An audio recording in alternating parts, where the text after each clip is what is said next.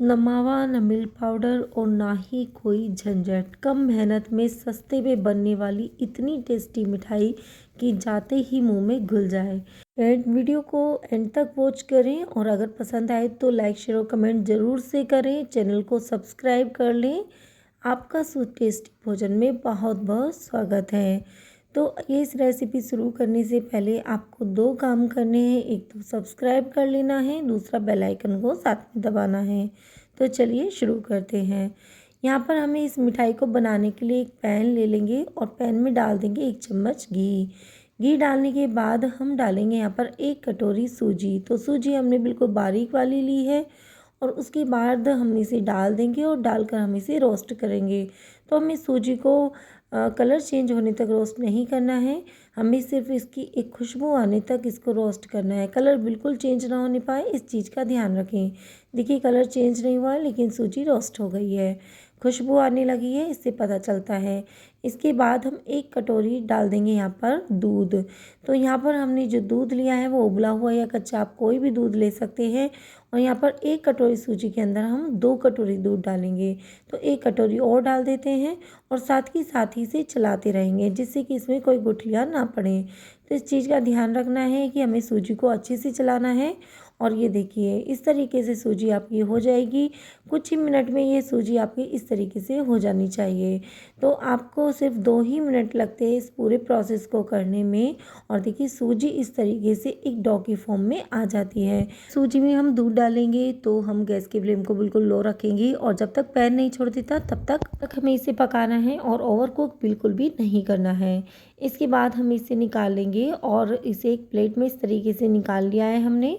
सारे ही मिक्सचर को अच्छे से हम निकाल कर उसे ठंडा होने देंगे। इसके बाद हम एक कढ़ाई लेंगे और उसमें डाल दी हमने 2 कटोरी चीनी। तो मेज़रमेंट का बिल्कुल अच्छे से ध्यान रखें। 2 कटोरी चीनी ली है, 1 कटोरी इसमें हम पानी डाल देंगे। आप बराबर का भी पानी इसमें ले सकते हैं, यानी 2 कटोरी में 2 कटोरी पानी डाल सकते हैं। लेकिन उससे क्या होगा कि आपको चाशनी ज़्यादा टाइम तक पकानी पड़ेगी। तो इसलिए मैंने 2 कटोरी चीनी में 1 कटोरी पानी डाला है। उसके बाद हम जब चीनी घुल जाएगी तो इसमें डाल देंगे इलायची। इलायची को मैंने कूट के लिया है, आप पीस कर भी ले सकते हैं। और इसके बाद हम 10 से 12 केसर के धागे यहाँ पर डाल देंगे जिससे खुशबू बहुत अच्छी आती है और टेस्ट भी बढ़ जाता है। चीनी हमारी अच्छे से घुल जाए और पकने लगे तो हमें बीच बीच में चेक करके देखना है कि हमारी जो चाशनी है वो परफेक्ट है या नहीं। तो इसे देखने के लिए क्या करेंगे, इस तरीके से उंगली पर देखेंगे और हमें ये चिपचिपी लगनी चाहिए, कोई तार नहीं बनाना है किसी भी तरह का। और देखिए इस तरीके से कुछ ही मिनटों में ये अच्छे से चाशनी हमारी बन जाएगी। और ये देखिए बिल्कुल अच्छे से बन रही है, ना कोई तार है लेकिन ये चिपचिपी हो गई है। बस इतना ही इसको हमें पकाना है, इससे ज़्यादा नहीं पकाएंगे। इसके बाद डो की तरफ चलेंगे और डो पर हम थोड़ा सा घी लगा लेंगे और घी के साथ इसे मैश करेंगे। तो डो को हमें ठंडा नहीं होने देना, उससे पहले ही हमें ये काम करना है। डो में बस हाथ लगा जाए इतना वो ठंडा होना चाहिए, थोड़ा सा गर्म रहेगा तो डो को मैश करने में आसानी होती है। इस चीज़ का ध्यान रखें। और डो को हमें इस तरह से मसलना है जैसे हम रसगुल्ले बनाने के लिए अपने मावे को मसलते हैं। इसी तरीके से हमें, आप देख सकते हैं वीडियो में भी मैं आपको दिख रहा होगा कि मैं किस तरीके से इसको मसल रही हूँ। और इसे अच्छे से चिकना कर लेना है। इसके बाद डालेंगे मैं 1 पिंच यहाँ पर बेकिंग पाउडर, जो कि मैं पहले डालना भूल गई हूँ, आप पहले भी डाल सकते हैं। और उसके बाद मुझे एक बार और फिर से इसको मसलना होगा क्योंकि हमें इसे अच्छे से मिक्स कर लेना है इस डो में। तो इस चीज़ का ध्यान रखें कि जब आप पहले ही मसल रहे थे तो आप उसको पहले ही डाल लें। मैं यहाँ पर भूल गई थी तो इसलिए अभी डाल रही हूँ। और फिर उसके बाद हमने उसे फिर से अच्छे से चिकना कर लिया है। इसके बाद मैं आप दिखाती हूँ कि किस तरीके से हमारा डो हो गया है। देखिए इस तरीके का बिल्कुल चिकना और लचीला हो गया है, इसी तरीके से होना चाहिए। और उसके बाद हम एक छोटा सा पोर्शन लेंगे इस डो का और इस तरीके से गोल गोल बनाएंगे और उसके बाद हम इसे चपटा कर देंगे। तो आप यहाँ पर रसगुल्ले भी बना सकते हैं, आप इसे गोल शेप भी दे सकते हैं और सिलेंडर शेप भी दे सकते हैं। लेकिन मैंने इस तरीके से इसे शेप दी है और जिसके किनारे हैं वो बिल्कुल भी फटने नहीं चाहिए, इस चीज़ का ध्यान रखें, कोई क्रैक्स नहीं होना चाहिए इसके अंदर। और इसी के बाद हम दूसरा भी इसी तरीके से बनाएंगे और बाकी सारे भी हम इसी तरीके से बनाकर तैयार करेंगे। तो सारे देख लिए हमने बना लिए हैं यहाँ पर। इसके बाद एक पैन लिया है, पैन में डाल दिया है हमने तेल। तेल को अच्छे से गरम कर लिया है, मतलब हमें मीडियम हीट पर तेल रखना है और उसके बाद हमें एक के बाद एक डालते जाना है।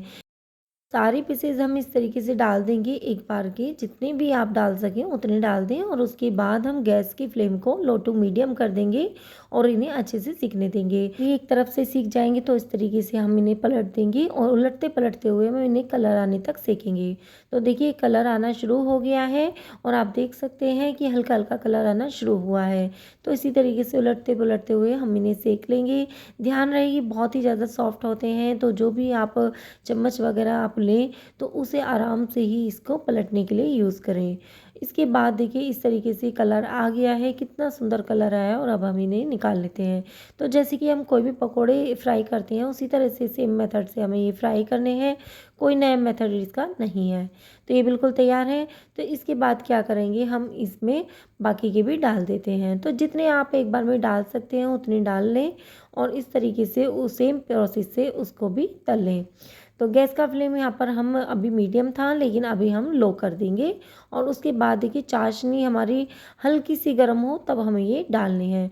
तो इस तरीके से हमने गरम गरम को ही हल्की सी गुनगुनी चाशनी में इनको डाल दिया है। चाशनी अच्छे से इनके अंदर चली जाएगी और हमें इसे अभी छोड़ना होगा। इसके बाद देखिए हमारा सेकंड बैच भी फ्राई हो गया है। इसके बाद हम सारे वन बाय वन निकाल लेंगे। तो इस तरीके से हमारा जो ये है सेकंड बैच तैयार है। इसके बाद इसे भी हम इसी चाशनी में डाल देंगे और चाशनी में डालने के बाद हमें इन्हें कम से कम 1 घंटे के लिए छोड़ना है, जिससे कि चाशनी अच्छे से ये पी ले। बनाना बहुत ही आसान है। तो चलिए 1 घंटा हो गया है और हम इसे देखते हैं। तो ये देखिए हमारी जो सारी जो हमने मिठाई बनाई है वो बिल्कुल तैयार है। तो हम इसे सर्व कर लेते हैं। तो ये प्लेट में इस तरीके से हम इसको रखेंगे, ये देखिए।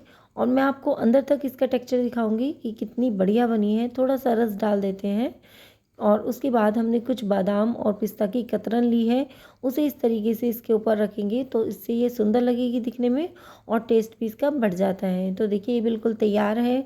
तो क्या करेंगे, अब इसको मैं आपको दिखाती हूँ कि कितना बढ़िया टेक्सचर आया है और कितनी सॉफ्ट हमारी मिठाई बनी है। आपको दिखने से ही लग रहा होगा, कट करने से ही लग रहा होगा कि कितनी सॉफ्ट बनी है और अंदर तक इसमें बिल्कुल अच्छे से रस गया है, आप देख सकते हैं। और बहुत ही स्पॉन्जी है अंदर से, आप देख सकते हैं बढ़िया सी जाली आई है, ये देखिए।